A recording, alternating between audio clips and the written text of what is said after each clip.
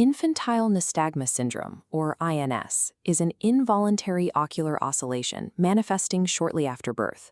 In both eyes, the visual axis constantly drifts and snaps back. The primary clinical hurdle in treating INS is that its exact neurodevelopmental genesis remains unconfirmed in the literature.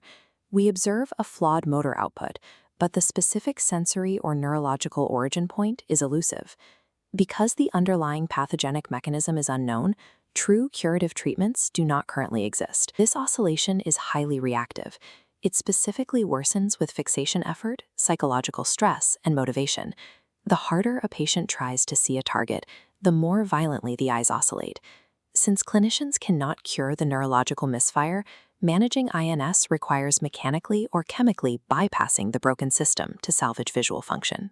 Human optics operate on a strict physiological limit. High visual acuity is impossible if the eye is in constant motion. The fovea requires a stable image to resolve fine detail. Therefore, the core clinical metric used to evaluate INS control is the foveation period. This chart maps eye position and velocity. High erratic peaks represent nystagmic oscillation, where the scene sweeps the retina too fast to process. But here, in these narrow troughs, eye velocity drops below the threshold for fixation. The eye is momentarily still. These brief moments are the foveation periods. The universal objective of all INS interventions is to maximize visual acuity by extending these periods and lowering the slow phase velocities during them. Every successful treatment, whether optical, chemical, or surgical, functions solely to stretch these microscopic windows of clarity by a few crucial milliseconds.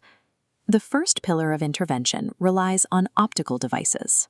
This begins with foundational refractive correction, as INS subjects have a high incidence of significant refractive errors, such as high with-the-rule astigmatism. Beyond standard refraction, clinicians must account for the null zone. This is a specific, often eccentric, gaze angle where the patient's nystagmus intensity minimizes and foveation maximizes. To achieve this optimal visual state, patients instinctively adopt abnormal head postures, turning or tilting their head to force their visual axis into this eccentric null position. This schematic shows a patient's visual axis shifted laterally due to an eccentric null zone, resulting in a turned head. If that null zone sits within 10 to 15 degrees of primary gaze, lenses can correct this posture without surgery.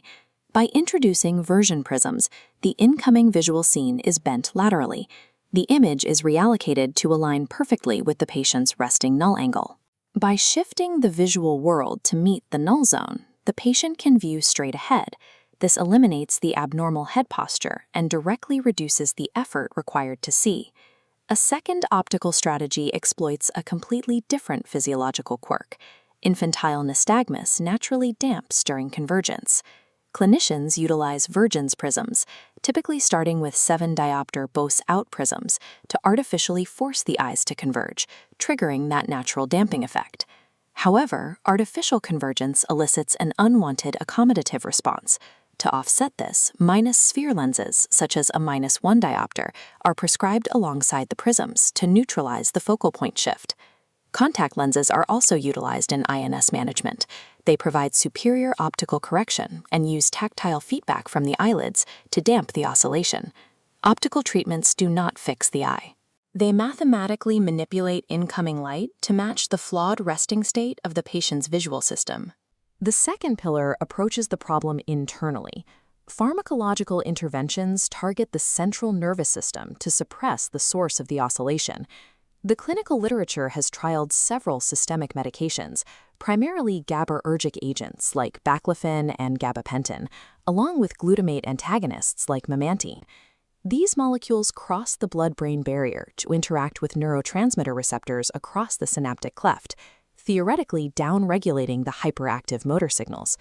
The limiting clinical reality is that optimal dosages, exact mechanisms of action, and long-term efficacies remain unknown. This uncertainty introduces a critical confounding variable debated in the literature regarding GABAergic agents. This chart contrasts the desired effect against the clinical reality. We want targeted suppression of the nystagmus waveform, but often observe a generalized slowdown across all central nervous system metrics. While these therapeutic agents show higher success rates in acquired nystagmus accompanied by oscillopsia, their efficacy in congenital INS is highly variable. Reports of drug reductions in INS amplitude may merely reflect general sedation rather than a precise fix. This lack of specificity makes pharmacology a less reliable tool than biomechanical intervention. When the null angle is too large for prisms, clinicians turn to the third pillar, surgery. This remains the mainstay and gold standard for severe INS. The primary surgical objective is to physically shift the null zone into the primary gaze position. This corrects severe head turns and broadens the functional null region. The most prominent intervention to achieve this is the Anderson-Kestenbaum procedure. This top-down schematic isolates the 4 horizontal rectus muscles that dictate lateral eye movement. The surgeon performs a precise recession and resection on the specific pair of rectus muscles responsible for the direction of the patient's face turn. Altering these muscle insertions physically rotates the globe. It mechanically pulls the eccentric null zone into the primary visual axis. A secondary surgical technique is utilized when INS damps with convergence, known as artificial divergence surgery. This surgery mimics vergence prisms by permanently inducing an exophoria, an outward deviation of the eyes.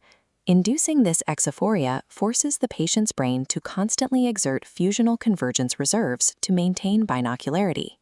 This perpetual low-level convergence naturally damps the nystagmus.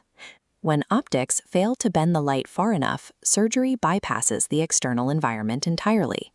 It permanently re-engineers the extraocular hardware to center the null zone. Despite this range of options, there is no single consensus or randomized controlled trial dictating a strict hierarchy of care. In clinical practice, optical, pharmacological, and surgical interventions are not mutually exclusive. This treatment pyramid illustrates how interventions stack for compounding benefits. It builds from a surgical base, adds refractive correction, and tops off with composite prisms. Post-surgical patients might use prisms to correct any residual null angle left after the Anderson-Kestenbaum procedure. Combining these modalities yields the absolute maximum reduction in the patient's effort to see. This reduced visual effort targets the pathology of INS. Lower effort reduces systemic stress, creating a positive feedback loop that further damps the ocular oscillation. Successful INS management is an exercise in biomechanical optimization. Clinicians deploy lenses, scalpels, and chemistry in concert to buy the fovea crucial milliseconds of clarity.